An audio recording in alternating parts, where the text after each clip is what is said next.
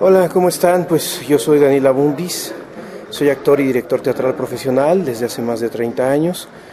Tengo 25 años haciendo doblaje La Voz, he trabajado para las diferentes casas de doblaje en México y ahorita desde hace aproximadamente unos 24 años nosotros trabajamos con el maestro Miguel Sabido, haciendo lo que fue el teatro evangelizador franciscano del siglo XVI.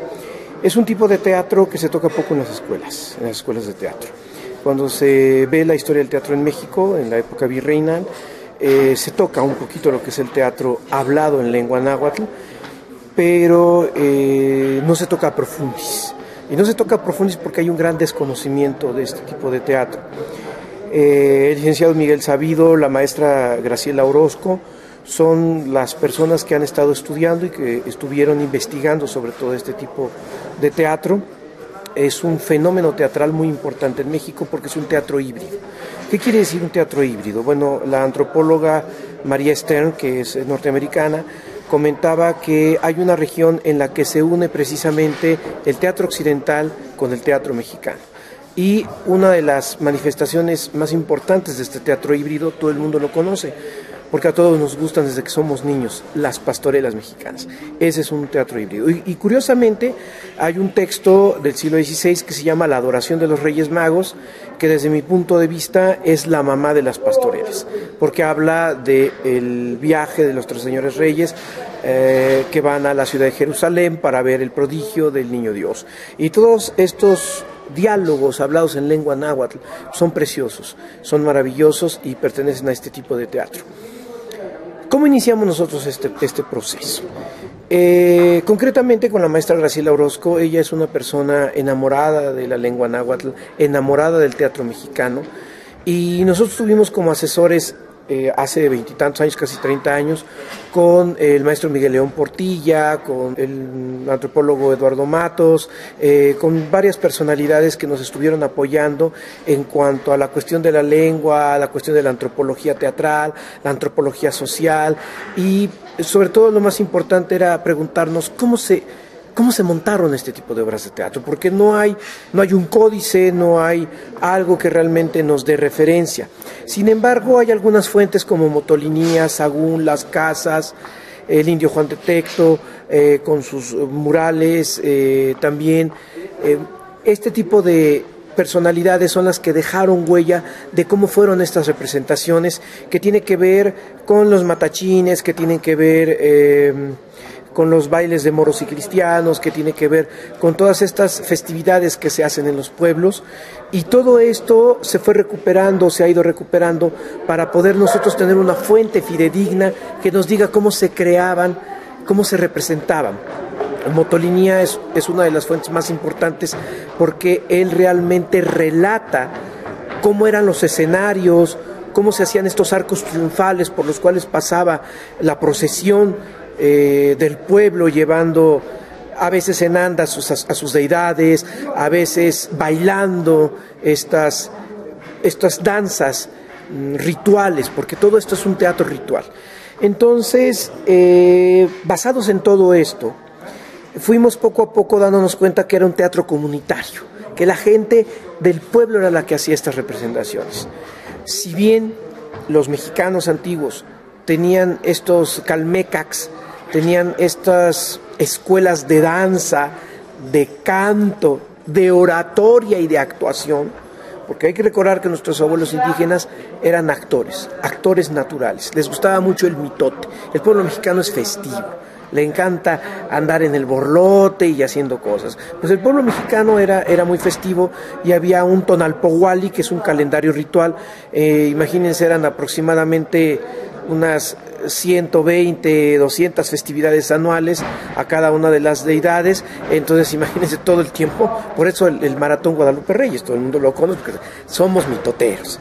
Entonces, ¿quién hacía esto? Lo hacía el pueblo mexicano. El pueblo es el que decía cómo se debía vestir, qué es lo que se debía llevar artesanalmente, y los religiosos lo que decían era cómo se había que vestir y cuál era el rito tal cual se tenía que llevar. Por eso nosotros en el estado de Tlaxcala, que es el pionero, la génesis del teatro híbrido mexicano, Hay que recordar que Hernán Cortés, después de la Noche Triste, se va al estado de Tlaxcala, bueno, lo que es ahora el estado de Tlaxcala, a los 4 señoríos, para empezar a generar lo que es realmente la mexicanidad actual. Entonces ahí se empiezan a hacer este tipo de representaciones del teatro evangelizador. Y trabajamos con la gente del pueblo. Primero recuperamos. Después de recuperar, se investiga. Después de hacer una ardua investigación en todas las áreas teatrales, vestuario, utilería, escenografía, elementos iconográficos, la semiótica, una serie de cuestiones que tienen que ver con la lingüística también, porque el náhuatl que se maneja en este tipo de obras de teatro es el náhuatl ceremonial, es el náhuatl que hablaba Nezahualcóyotl, ¿sí? Es precisamente el náhuatl de estas poesías tan grandes que nos dejaron, y bueno, ese náhuatl ceremonial es el que nosotros escuchamos en este tipo de obras de teatro.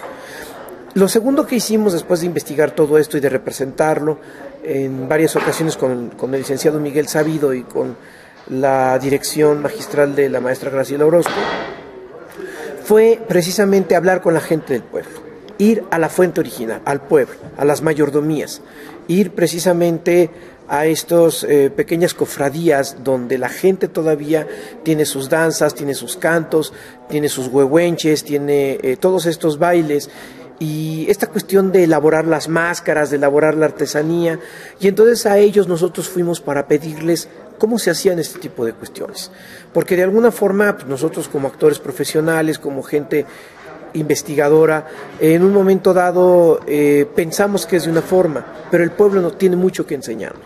El pueblo es realmente el que nos dicta a nosotros cómo tienen que ser estas representaciones, porque ya lo decía Carl Jung, hay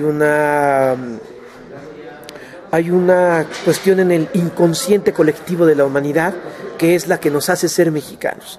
Entonces hay que preguntarle a la fuente fidedigna, que es la gente del pueblo, la comunidad. Por eso es que invitamos a la comunidad, a los jóvenes, a los ancianos, para que vinieran y se unieran a esta gran representación, y así es como nosotros empezamos esta aventura por la terquedad de la maestra Graciela Orozco, he de decirlo, ¿no? Yo fui actor de la compañía durante 10 años, precisamente en esta obra El Sacrificio de Isaac, yo hacía el personaje de Ismael, y todavía me acuerdo de los textos. Inti tonatio insenca huescapa nintica, machitechhual totonili quinsenca, hueyin motlanesh, ignojían semanahuac, inihueltic intlamachtia, inshkishtin, intlalticpactlaca, y así nos vamos, ¿no? Yo llegué a la compañía porque yo como actor de doblaje de la voz y como actor de la Asociación Nacional de Actores, en alguna ocasión la maestra Graciela Orozco estaba buscando 2 actores que le faltaban para un montaje que se iba a llevar a cabo en el Palacio de Bellas Artes con El Sacrificio de Isaac, precisamente. Un amigo me lleva a hablar con la maestra Graciela, y desde que me ve la maestra Graciela me dice, tú me sirves para un personaje, a ver, ¿dónde has hecho teatro? Y yo pues estaba joven, ¿no? Tenía cabello y todas esas cosas hermosas de la juventud, y entonces le dije, maestra, bueno, pues yo soy actor profesional, trabajé con Gonzalo Correa, fue mi maestro de teatro, hice teatro también con Leti Jimeno, estuve haciendo varias cosas más, y me dijo ella, bueno, yo conozco a Gonzalo, fue compañero mío en la Escuela de Arte Teatral de Limba, y a ver, te voy a invitar a que leas unos textos en español y ahí vemos. Me cita en la calle de Basilio Vadillo, ahí en el centro de la Ciudad de México, por donde está la Alameda. Ahí tenían una casa, Miguel Sabido, y me dice, Graciela, mira, Daniel, yo no sé quién seas en el sentido teatral, no te conozco, ya vi tu currícula, creo que tienes la posibilidad de poder ejecutar este papel. Aquí está el texto, no te preocupes del náhuatl, léelo en español como lo interpretarías. Y que me suelto, con todo el nerviosismo de mi juventud, a trompicones, no sé si lo hice bien o lo hice mal. La cosa es que la maestra me dice, ponte a estudiar el texto, vente el día de mañana, tenemos una cita con el maestro Librado Silva Galeana, que es uno de los nahuatlatos más importantes de este país, que ha colaborado con el maestro Miguel León Portilla, y él fue el que nos dio las clases de la lengua náhuatl, precisamente, la pronunciación, desde que la X se suena como SH, el saltillo, una serie de trucos actorales que nos dio fonéticamente para poder representarlo. Me prepara la maestra Graciela Orozco, vi trabajar a un compañero que se llama Roberto Alavés, haciendo magistralmente un monólogo, el monólogo de Judas, de la obra de Domingo de Ramos, que pertenece a este teatro evangelizador, y quedé impactado de la belleza, de la fuerza, de la virilidad con que el compañero estaba representando. Yo dije, wow, yo quiero hacer eso. O sea, mi sangre mexicana se entusiasmó de este trabajo escénico y yo dije, yo quiero hacer esto. Y cuando me dice la maestra Graciela, bueno, pues prepárate porque esto va a ser para Bellas Artes, bueno, pues el cabello se me cayó y por eso estoy así ahora, porque del susto dije, cosa, voy para Bellas Artes, bueno. Y para no hacer el cuento largo, me lleva con Miguel. Miguel no me conocía, no sabía quién era yo. Afortunadamente, cuando llego a la oficina de Miguel, que estaba ahí en Río Tigris, creo que estaba por ahí, me encuentro con tres compañeros actores. Carlos Pichardo, un compañero actor, excelente voz, actor de teatro, de cine y sobre todo de radio. Y luego me encuentro también con Arturo Mercado, un compañero actor también profesional. Y cuando me encuentro con ellos, pues obviamente mi vida se abre, ¿no? Mi vida se abre porque me siento más protegido. Ellos ya me conocían, me abrazaron, Dani, qué bueno que estás aquí, vamos a echarle ganas, vamos a trabajar, nosotros te apoyamos. Entonces no llegué al buen tuntún, llegué ya protegido por mis compañeros que teníamos años haciendo teatro. Y entonces llega Miguel Sabido y le dice a Graciela, a ver Graciela, ¿ya tienes al actor que va a ser Ismael? Sí, Miguel, pues aquí está un muchacho, se llama Daniel Abundis, es actor, quiero que lo escuches. Se me queda viendo y me dice, a ver, ven acá, párate ahí, empieza a decir el texto. Y me lanzo a decir el texto. Y así me quedé en la compañía. El sacrificio de Isaac narra el pasaje bíblico cuando un ángel de Dios se le aparece a Abraham y le dice, Abraham, dice Dios, que necesitas sacrificar a tu hijo. Vas a tener una visita del Señor. Se le aparece Dios Padre a Abraham, que era el patriarca de las 12 tribus de Israel, y le dice, ¿me amas, Abraham? Sí, Señor, te amo. ¿Me amas por sobre todas las cosas? Y Dios es primero. ¿Seguro, Abraham? Sí, Señor. ¿No te vas a rajar, Abraham? No, Señor, yo te amo. Conste. Y entonces Jehová Yahvé, que era un Dios colérico, vengativo, que era un Dios al que se le tenía que hacer sacrificios. En aquel entonces se le hacía sacrificios humanos, según la Biblia, no son palabras mías, ahí está el Antiguo Testamento donde se le puede checar este tipo de cuestiones. Y entonces Dios Padre le dice a Abraham, si tanto me amas, Abraham, vas a sacrificar lo más preciado, porque recuerda que es ley de Dios darme el primogénito. Y entonces le dice, pues ni modo, el pez por su boca muere. Entonces Abraham le dice al Señor que sí, que está muy bien, que lo va a sacrificar, que se lo va a llevar para hacer un holocausto en el monte Moira. Y entonces obviamente va a hablar con su hijo y le dice, ¿qué crees, mi querido hijo? Pues te vamos a entregar al Señor. Isaac dice que sí, que está bien, que él confía en Dios y que va a ser el sacrificado, y se van al monte Moira. Y cuando llegan al monte Moira y hacen todas las ofrendas para poder hacer el holocausto en honor al Señor Jehová, Jehová, y entonces en el momento en que está a punto de cortarle la cabeza a su hijo, se aparece el ángel de Dios y le detiene la espada y le dice, Abraham, no lo hagas, porque Dios ha visto tu amor, tu bondad, tu fidelidad, y entonces, pues nomás era una prueba, ¿no? Entonces déjalo, ahí muere, todos nos vamos felices a la casa, y de eso va el sacrificio de Isaac. Realmente esa es la anécdota. ¿Por qué náhuatl? Porque Hay que recordar que en la Edad Media la gente del pueblo, el vulgo, era analfabeta. Las misas se decían en latín. Entonces, los únicos que podían en un momento dado entender la misa sacra, pues eran los reyes, los nobles, la gente, los sacerdotes, los que tenían realmente acceso al latín, porque además no era el latín vulgar, el latín el ceremonial. Es en un momento dado, cuando se empieza en la Edad Media a hacer los mitotes, los carnavales, que en España se hacen mucho, por ejemplo, en Francia también, y se empieza a jugar a este ritual del rey de los tontos, donde sale el obispo vestido de burro y todas estas cuestiones. Cuando viene este teatro profano, es entonces cuando se hace la misa ya en lengua vulgar, ya sea en la lengua gala, en la lengua ibérica, en la lengua del país que fuera. Y entonces se dan cuenta los frailes que una forma de poder evangelizar más fácilmente o llevar la palabra de Dios al vulgo era precisamente haciendo obras de teatro, pequeñas piececitas de teatro. Y estas pequeñas piececitas de teatro, que eran como mosaicos actuados, los hacían las diferentes hermandades de la Iglesia Católica, pero una de las que más hizo afán por hacer este tipo de teatro fueron los franciscanos. Hay que recordar que San Francisco de Asís, en su pueblo precisamente, él en todos los diciembres hacía la representación, hacía una pequeña representación en la cual hacía el nacimiento vivo.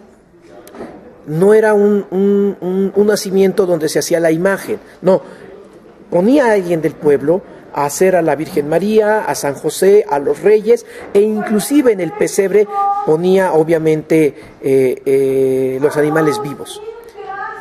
Esta representación tuvo mucho éxito y a partir de ese momento se empieza a hacer el teatro evangelizador franciscano desde la Edad Media.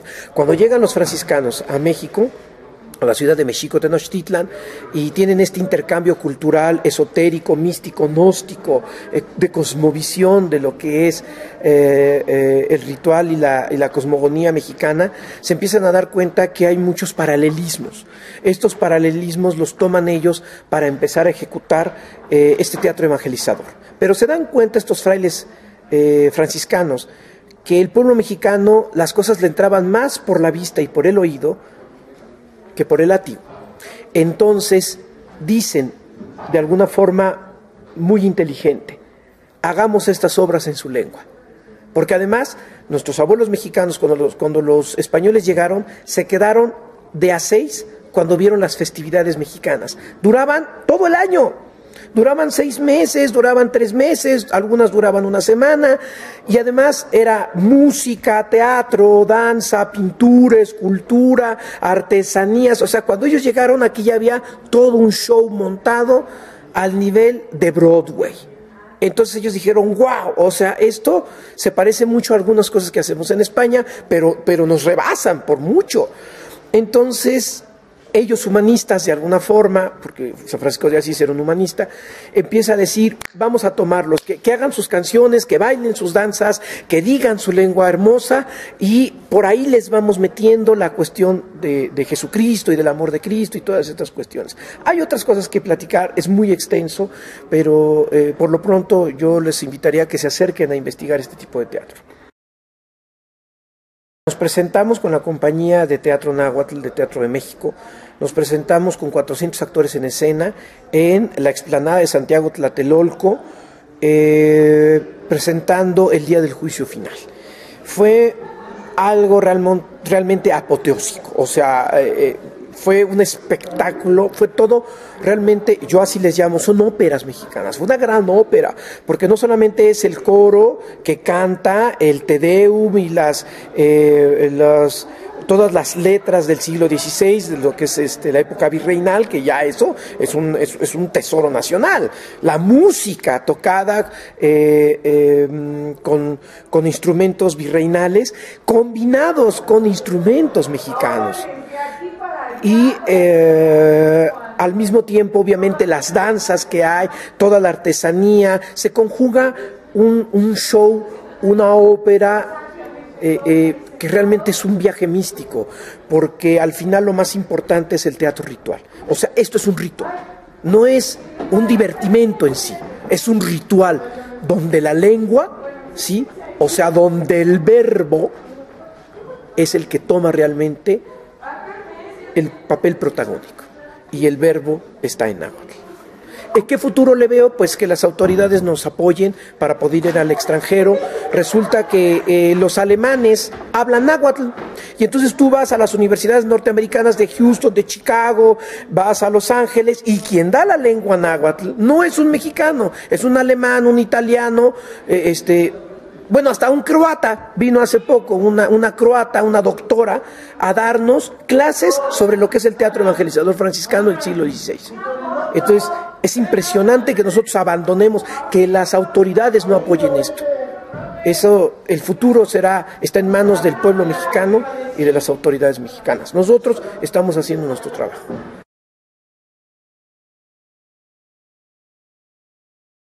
Mira, encuentro, eso es lo importante, el encuentro.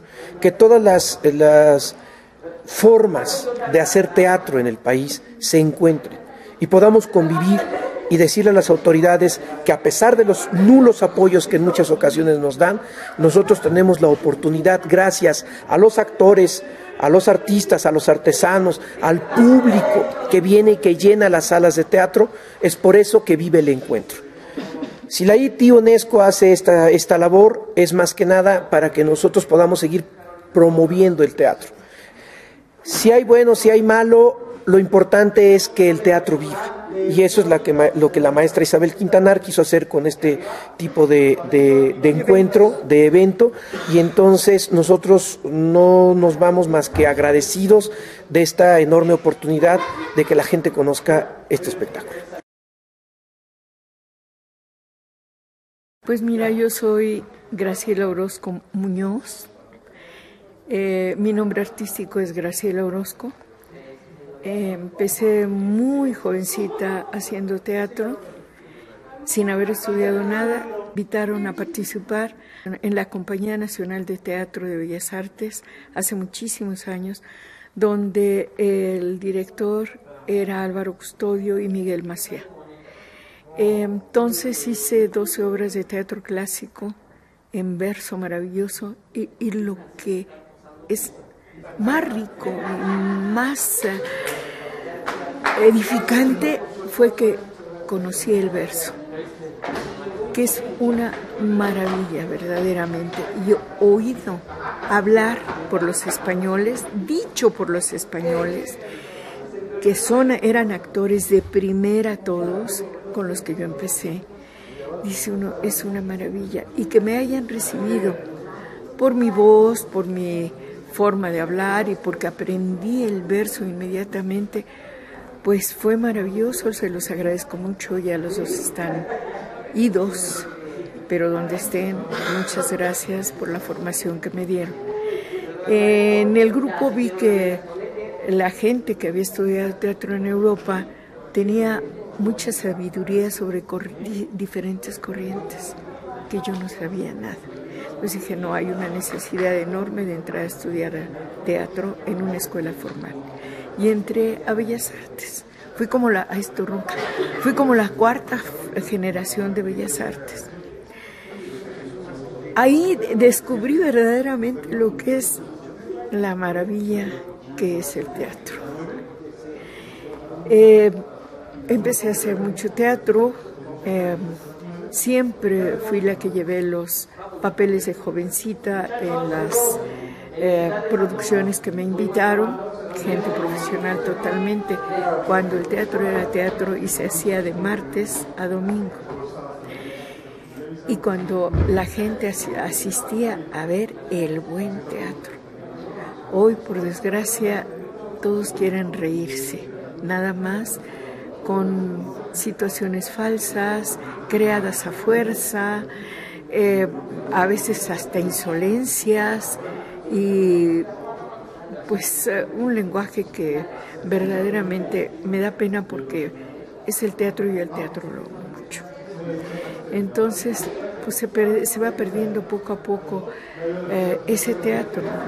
Hay quien ha hecho esfuerzos enormes para crear un nuevo teatro como son las comedias musicales, pero es tan caro el teatro ahora que los únicos que pueden hacerlo son las personas que tienen mucho dinero a través de otras que les gusta el teatro y que les gusta ganar dinero y que saben que haciendo ese teatro van a ganar más dinero que presentando una obra de teatro, ¿qué te diré? De Emilio Carballido, Sergio Magaña. Son autores olvidados inclusive por nuestros estudiantes de teatro, y eso es doloroso.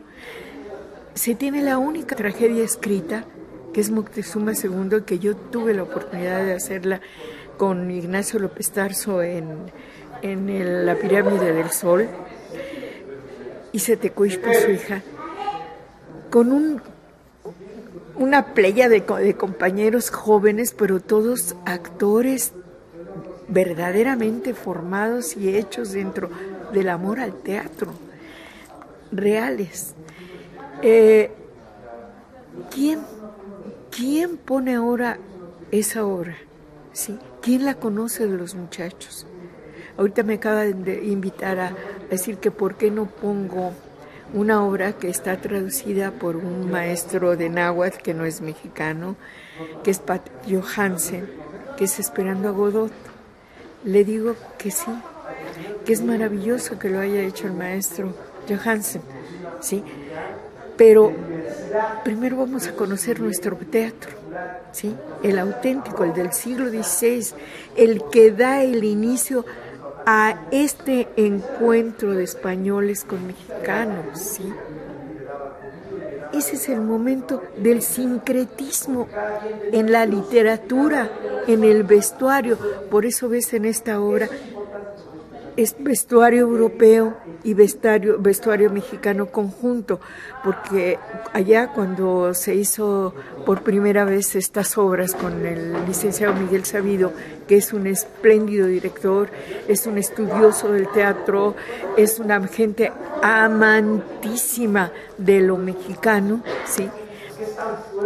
Pues empezamos a decir, bueno, ¿y cómo harían los trajes en aquella? ¿Cómo entenderían nuestros abuelos indígenas esto que les decían los españoles, ¿no? ¿Cómo se vestirían? Y empezamos a hacer ejercicios, y empezamos a hacer una gran investigación, ¿sí? De cómo están los códices, hasta dónde empieza el español y termina el mexicano, o hasta dónde hay la integración de las dos culturas, ¿no? Y bueno, por eso estamos expresando aquí esa mezcla. Es decir, la escenografía la ves adornada con cosas mexicanas, ¿sí? La invitación a los visitantes a la casa de Abraham, que bueno, yo creo que es tan parecida, son cosas de barro, hechas muy rústicamente, ¿no? Y pues supongo que ellos también tenían su estilo, pero pues eran rústicos también, sus casos, no eran platos específicamente, ni jarros, ni nada, eran trastos en donde podían beber y en donde podían comer, ¿no? Entonces ves esta integración de cosas, ¿no? Y pienso, ¿por qué en México el gobierno no patrocina estas expresiones teatrales de esta literatura nacional tan rica que tenemos, que es propiedad de toda la nación, pero originaria en Tlaxcala? ¿Por qué las autoridades no crean con esto, que esa es mi intención, una ruta cultural turística, que es lo que está pidiendo extrañamente el presidente de la República? ¿Sí? Que todo el mundo cree unas rutas culturales turísticas. Bueno, se tiene esto del teatro, se dice Tlaxcala es la cuna del teatro. ¿Y dónde está el teatro? Si tuvieras toda la cantidad de compañeros que hay en Tlaxcala, digo compañeros porque les gusta el teatro y lo acabas de ver en el escenario, ¿no? No tienen dónde estudiarlo no tienen dónde practicarlo y naturalmente nadie nos los paga, ¿sí? Esto que estás mirando y que viste ahora es patrocinado por Conaculta a través del Instituto de Cultura, indudablemente, si no, ¿cómo, no? Hoy soy becaria del FONCA gracias a estos rescates. Me falta rescatar otras 2 obras. Soy una persona muy mayor, tengo 78 años, pero quisiera tener la fuerza todavía de rescatar de mi proyecto las 4 obras que yo anuncié. Recién se acaba de descubrir en Tlaxcala por una investigadora, Guadalupe Alemán, que no es tlaxcalteca, pero está vecindada en Tlaxcala desde hace muchos años y ama la cultura tlaxcalteca. Se ha dedicado a rescatar la memoria cultural. Y resulta que hace algunos años, en compañía de otros compañeros investigadores, rescataron una obra que se llama La Pasión. No existe en ningún otro lugar la Pasión de Cristo en náhuatl. Lo que se hace en Iztapalapa, bueno, es muy valioso, pero no es la base, y nosotros tenemos la raíz de esas obras. Creo que sería muy llamativo para todos los extranjeros estudiosos de este teatro. Tenemos muchos seguidores en el extranjero que siguen y estudian esto. Hay una niña croata, jovencita, que acaba de venir a dar una conferencia a nosotros de teatro náhuatl.